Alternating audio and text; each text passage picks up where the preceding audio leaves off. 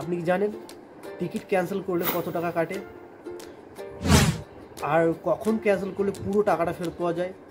তো চলুন আজকের ভিডিওতে আমি জানাবো আইআরসিটিসির ক্যান্সেলেশন রুলস, রিফান্ডের টাইমলাইন, আর অনলাইনে আবেদন করে কিভাবে আপনি পুরো রিফান্ড পাবেন। তো চলুন ভিডিওটা শুরু করা যাক। তো প্রথমেই জানিয়ে রাখি, জেনারেল টিকিটে ক্যান্সেল চার্জ কিন্তু আলাদা। তো কখন টিকিট ক্যান্সেল করছেন বা কত আগে, ট্রেন ছাড়ার কত আগে টিকিটটা ক্যান্সেল করছেন, সেটা কিন্তু ডিপেন্ড করবে ক্যান্সেলেশন চার্জের ওপর।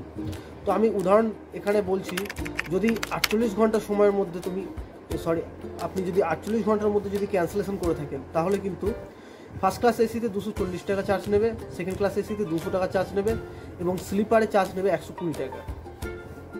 48 ঘন্টার বেশি কিন্তু 12 ঘন্টার কম, সেখানে যদি টিকিট ক্যান্সেল করা হয় তাহলে কিন্তু 25% চার্জ কেটে নেওয়া হবে। আর এমত অবস্থায় যদি 12 ঘন্টা হাতে সময় থাকে, তখন যদি আপনারা ক্যান্সেল করেন তাহলে কিন্তু 50% বা তার বেশি টাকা কেটে নিতে পারে। তো তৎকাল টিকিটের ব্যাপারটা আমি বলে দিই, তৎকাল টিকিট ক্যান্সেল করলে কোনো রিফান্ড পাওয়া যায় না। তবে হ্যাঁ, আপনি যদি চার্ট তৈরি হওয়ার আগে যদি ক্যান্সেল করতে পারেন তাহলে কিন্তু পুরো টাকাটাই ফেরত পাওয়া যেতে পারে। তো বন্ধুরা, আপনারা এটা নিশ্চয়ই বুঝতে পেরেছেন কত টাকা চার্জ নিতে পারে ক্যান্সেল করলে।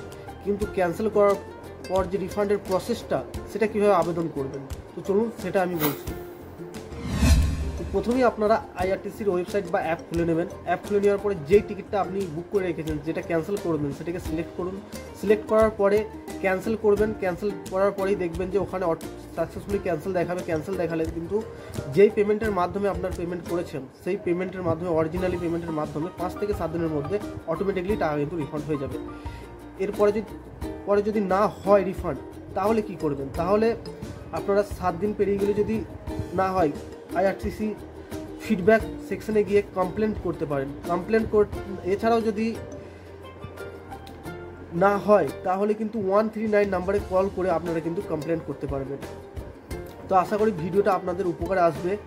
আর এই ভিডিওটা যদি ভালো লাগে তাহলে অবশ্যই একটা লাইক দেবেন, আর চ্যানেলটাকে সাবস্ক্রাইব করবেন। ট্রেন টিকিট সলিউশন চ্যানেলটা অবশ্যই সাবস্ক্রাইব করবেন।